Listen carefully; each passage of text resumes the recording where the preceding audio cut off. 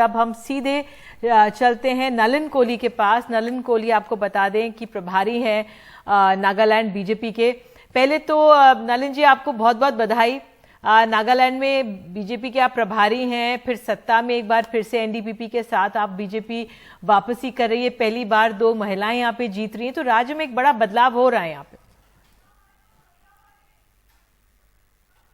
मुझे लगता है कि ये जो जीत नागालैंड में है और त्रिपुरा में, ये महत्वपूर्ण है क्योंकि जो प्रधानमंत्री नरेंद्र मोदी जी की एक्ट ईस्ट पॉलिसी है और जिस प्रकार से यहाँ पर शांति और विकास के लिए बहुत काम किए गए हैं पिछले 8 साढ़े 8 सालों में, ये उसी का फल है।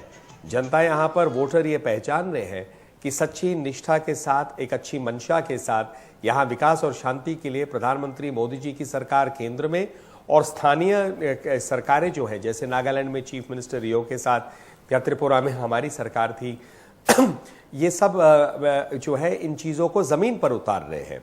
आप देखें कि प्रधानमंत्री जी स्वयं पिछले 9 वर्षों से कम समय में 51 बार पूर्वोत्तर आए हैं, खुद 51 बार आए हैं।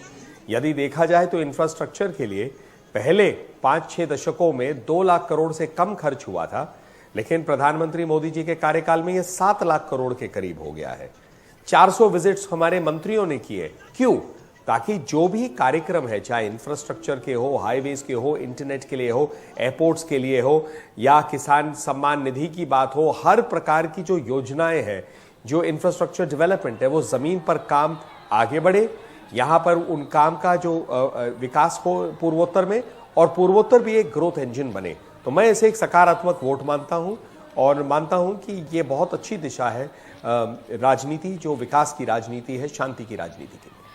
लेकिन इस बार जो एनडीपीपी है, नेशनल डेमोक्रेटिक प्रोग्रेसिव पार्टी, वो अपने बूते ही बहुत मजबूत प्रदर्शन कर रही है।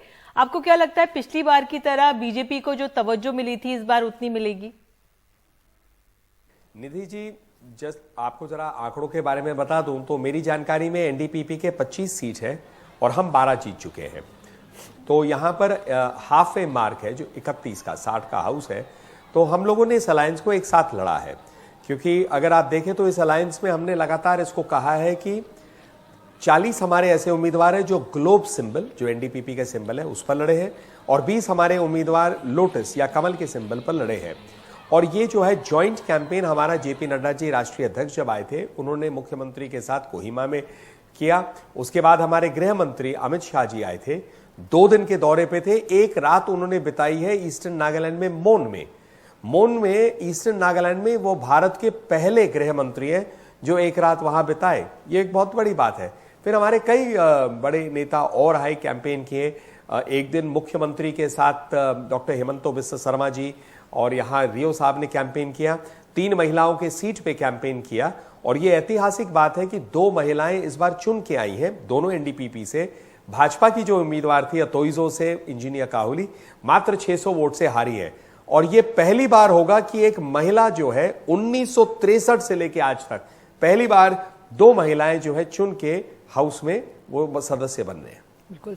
और एक और जो सवाल जहन में आता है नलिन जी, वो ये कि क्रिश्चियन बहुल राज्यों में बीजेपी मजबूत प्रदर्शन कर रही है। क्या रणनीति है, क्या कारण है इसके पीछे कि जो इस समुदाय का बीजेपी भरोसा जीत पा रही है? नरेंद्र मोदी जी की सरकार ने एक सकारात्मक एजेंडा रखा है, सबका साथ, सबका विकास, सबका विश्वास, सबका प्रयास।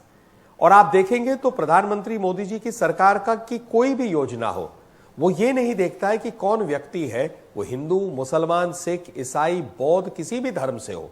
वो योजना केवल देखता है कि लाभार्थी को फायदा मिलना चाहिए और उन तक योजना पहुंचनी चाहिए, बस एकमात्र यही है।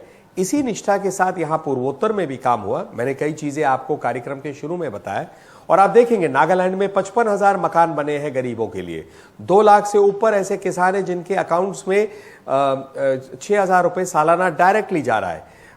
हमारा आयुष्मान भारत का फायदा कई लोगों ने लिया है, 5 लाख रुपए के इंश्योरेंस तक। यहां मोदी राइस कहा जाता है, जो चावल जो है, अनाज जो है गरीबों के घर तक पहुंच रहा है। तो काम हुए, सच्ची मंशा से हुए, डिलीवरी हुई है, इंफ्रास्ट्रक्चर आया, रोड्स आए, तो ये चीजें जनता देखती है और मुझे लगता है काम बोलता है।